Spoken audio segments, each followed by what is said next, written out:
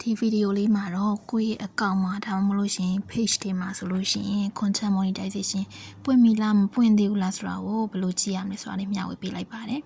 ဆိုတော့ home page မှာဆိုလို့ရှိရင်လည်းအထက်ဘားလေးမှာရှိတယ်လို့ဘေးမှာဆိုလို့ရှိရင်လည်း professional dashboard ဆိုတာလေးတွေ့ရပါမယ်ဆိုတော့အဲ့ဟာလေးကိုနှိပ်လိုက်တဲ့အခါမှာဆိုလို့ရှိရင်ဘေးလေးရဲ့ slide bar မှာ monetization ဆိုတဲ့ဟာလေးကိုနှိပ်ရပါမယ်ဆိုတော့အဲ့ဒီမှာဆိုလို့ရှိရင်သူက3ခုပြထားမယ် star လား subscription လားဒါမှမဟုတ်ရှင်လဲ content monetization လားဆိုတော့ content monetization ဆိုတာကိုနှိပ်ကြည့်လိုက်တဲ့အခါမှာဆိုလို့ရှိရင်သူက you are on the waiting list ဆိုတဲ့ဟာပဲပြနေသေးရပေါ့နော်ဆိုတော့ဆိုလိုချင်တာကကိုကစောင့်ဆိုင်နေတဲ့စီးရင်မှာပဲပါသေးရပေါ့နော်သူတို့စောင့်ကြည့်နေတဲ့စီးရင်မှာပဲ star မှာဆိုလို့ရှိရင်တော့ဒါပွင့်သွားပြီပေါ့နော် star တော့မနေရပြီဒါ set up လုပ်ထားတယ်ကိုပါကိုပဲ set up လုပ်လိုက်တာပေါ့နော်ဆိုတော့လူလေးယောက်ကတော့ star လေးပေးထားတဲ့အတွက် 0.04 ဒေါ်လာတော့ဝင်နေပြီ subscription မှာကျတော့ set up တော့ပေါ်နေရဒါဒီတိုင်းလေးပဲထားပါတယ် set up မလုပ်သေးဘူးဆိုတော့ set up လုပ်တာမလုပ်တာအဲ့လောက်ကြီးအရေးမကြီးပေါ့နော် content monetization ပွင့်မှာပဲကိုအတွက်